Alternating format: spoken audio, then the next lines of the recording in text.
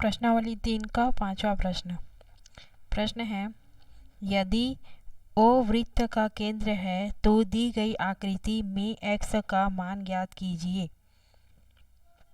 एक दी गई आकृति है, आकृति 64। इसमें एक वृत्त दिया गया है जिसका केंद्र O है और एक अननोन वेरिएबल x है, उसका मान हमें निकालना है। ठीक है,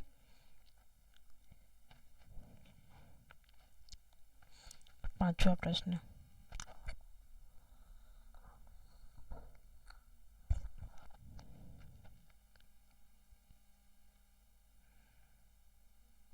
ये एक वृत्त है,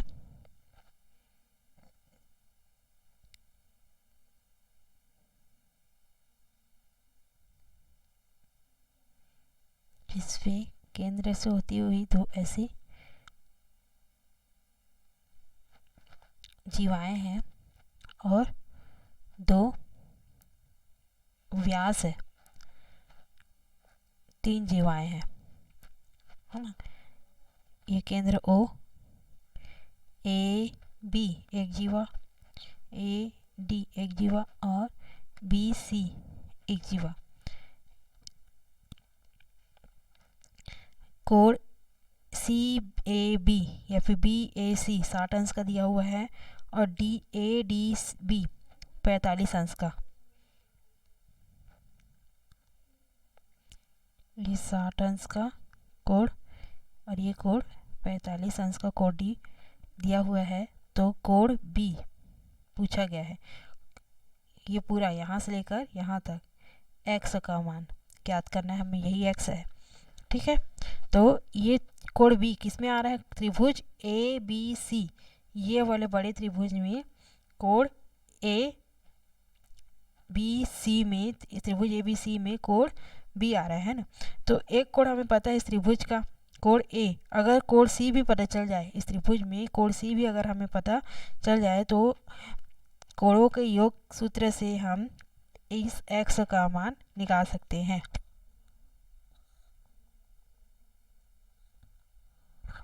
दिया गया है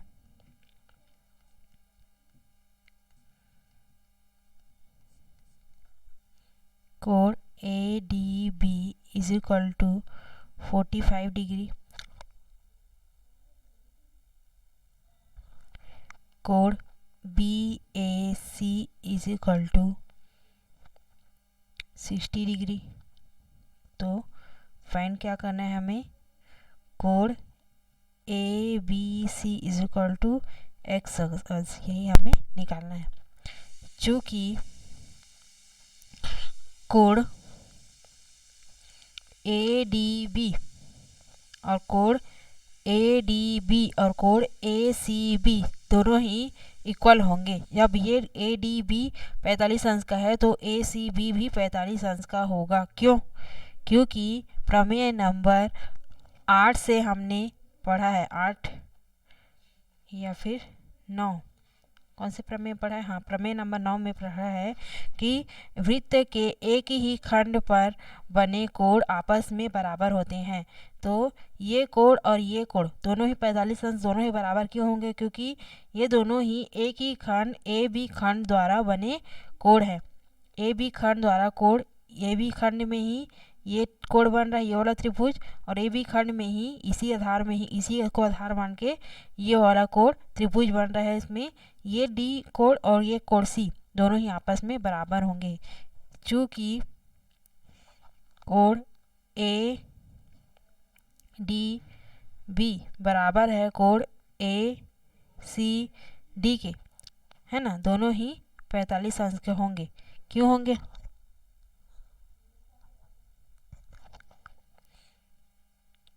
वृत्त के एक ही खंड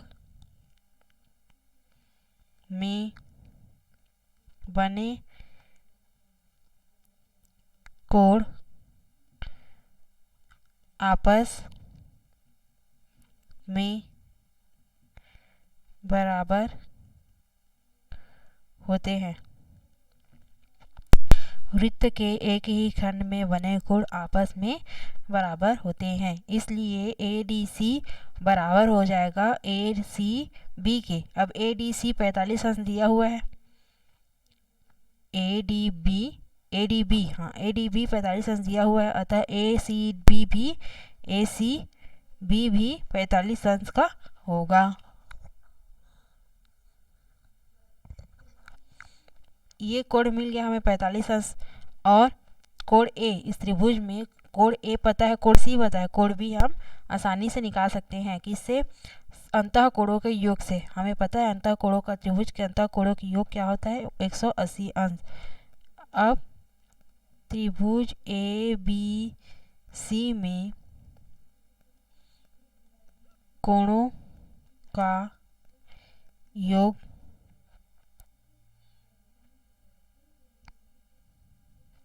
से कोण A प्लस कोण B प्लस कोण C इज इक्वल टू 180 अंश। कोण A कितना है? 60 अंश। कोण B कितना है? 100 अंश। और कोण C कितना है? 45 अंश इज इक्वल टू 180 डिग्री।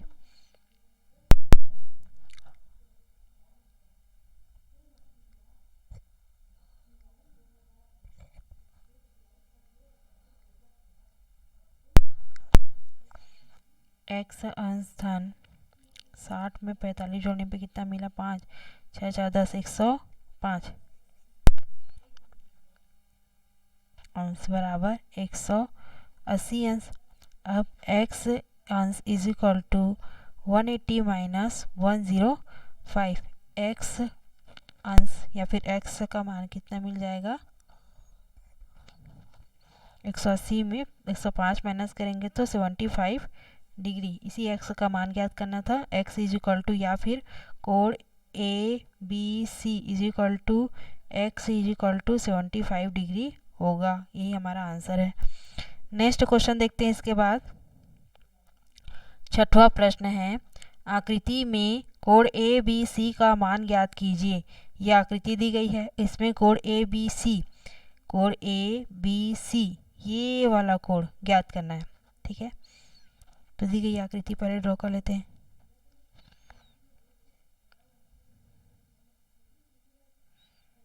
ये 6वां प्रश्न का केंद्र एक वृत्त आकृति है, एक वृत्त दिया गया है, केंद्र O है जिसका, और OA और OC इस वृत्त की त्रिज्या है।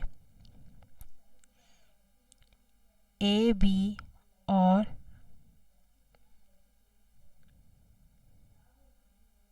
ये पॉइंट B है परिधि पर वृत्त के, जिससे दोनों त्रिज्याएं की एंडिंग पॉइंट मिली हुई है ना। A और B इस बिंदु B से जुड़ी हुई है। AB और AC दो जीवाएं हैं इस वृत्त की। ठीक है, ये कोण दिया हुआ है 120, मतलब केंद्र पर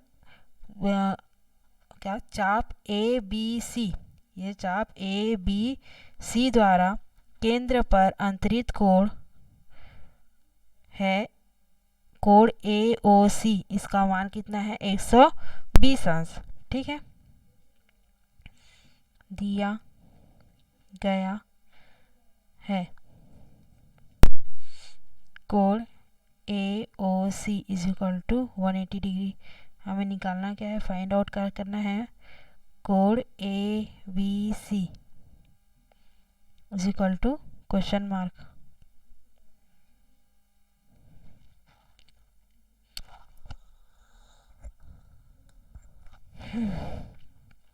अब ये 120 अंश का कोण केंद्रीय कोण है जो आर्क ABC, चाप ABC द्वारा बना गया है ना। अब दीर्घ चाप, ये लघु चाप है, दीर्घ चाप ये बड़ा वाला जो चाप है AC, उसके द्वारा केंद्र पर अंतरित कोण कितना होगा कि 120 घटा देते हैं, 360 होता है टोटल, उस पर 120 घटा देंगे तो बचेगा कितना? 240।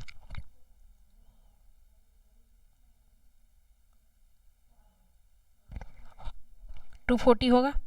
तो बड़े आर्क द्वारा केंद्र पर अंतरित कोण 240 AOC है ना। छोटे आर्क द्वारा केंद्र पर अंतरित कोण 120 होता है तो बड़े आर्क द्वारा 240 होगा। अब इस आर्क, ये आर्क जो बना है ना, हमें निकालना है ये वाला कोण, कोण ABC, लेकिन इसका मुख किस तरफ है, इस बड़े आर्क AC।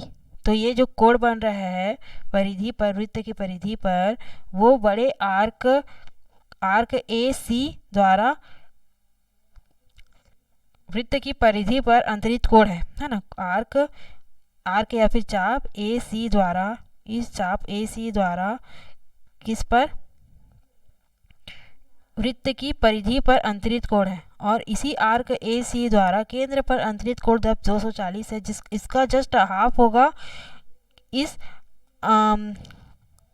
वृत्त की परिधि पर अंतरित कोण ABC, जस्ट इसका डबल हो जाएगा ये केंद्र पर अंतरित कोण है ना। तो केंद्र पर अंतरित कोण हमें पता है इस आर्क द्वारा केंद्र पर अंतरित कोण 240 है, तो इसका जस्ट हाफ हो जाएगा इसका कोण ABC।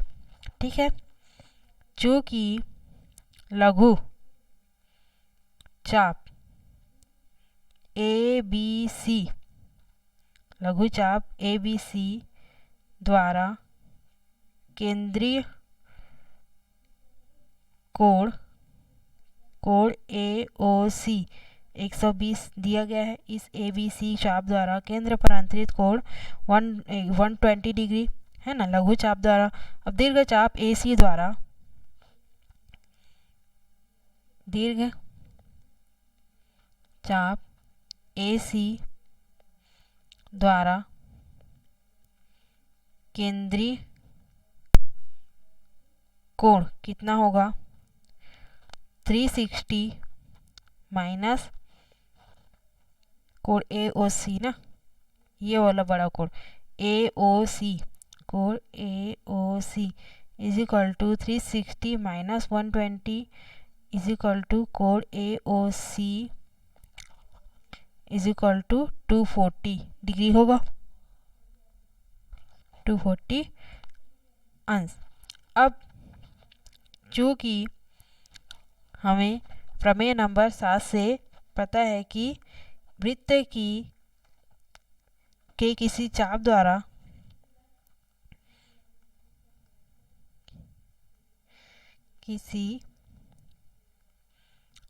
द्वारा केंद्रीय कोण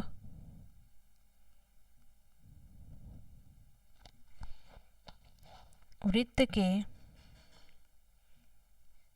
परिधि के शेष भाग, परिधि के शेष भाग के किसी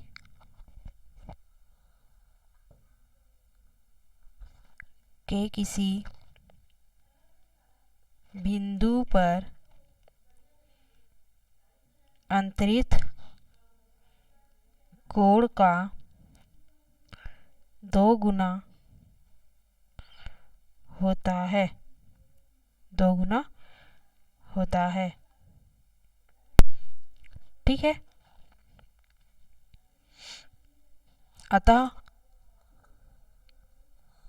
कोण AOC is equal to just 2 गुना हो जाएगा इस कोण का, ये कोण जस्ट 2 गुना होगा ABC, इसी चाप द्वारा चाप AC द्वारा केंद्र पर अंतरित कोण जस्ट 2 गुना है किसका, इसी चाप AC द्वारा इस वृत्त की परिधि पर बना कोण ABC का है ना। AOC कितना है 240 इज इक्वल टू 2 इंटू कोण ABC, कोण ABC is equal to 240 upon 2,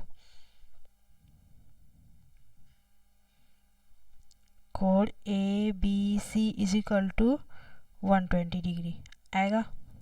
2 एकाउन 2, 2 एकाउन 2, 2 4, 2 शून्य 0, इसलिए कोण ABC is equal to 120 degree होगा, 120 अंश आंसर। ठीक है, हमें असल में ABOC जो कोण है वो चाप द्वारा, चाप ABC ABC या फिर लघु चाप द्वारा केंद्र पर अंतरित कोण है। जब इतना हमें पता चल गया तो दीर्घ चाप ए सी द्वारा केंद्र पर अंतरित का 240 होगा, और ये जो ए बी सी कोण बन रहा है, ये वाला कोण, ये क्या है, केंद्र पर अंतरित कोण का जस्ट हाफ होगा। क्यों?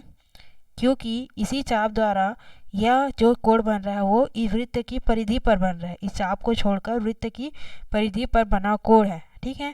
तो इस चाप के अलावा जो शेष भाग है वृत्त की परिधि पर, इस चाप ए सी चाप के को छोड़कर शेष भाग पर वृत्त की परिधि पर किसी बिंदु पर बना कोण, केंद्र पर जो बना कोण है उसका जस्ट 2 गुना होता है। इसलिए जब ये 240 है तो इसका हाफ होगा। ए बी सी कोण ए बी सी 120, ठीक है। नेक्स्ट देखते इसके बाद 7वां प्रश्न है। 7वां और 8वां 2 प्रश्न और बचा गया है इस प्रश्नावली में, ठीक है। इसको नेक्स्ट वीडियो से देखेंगे दोनों प्रश्न को।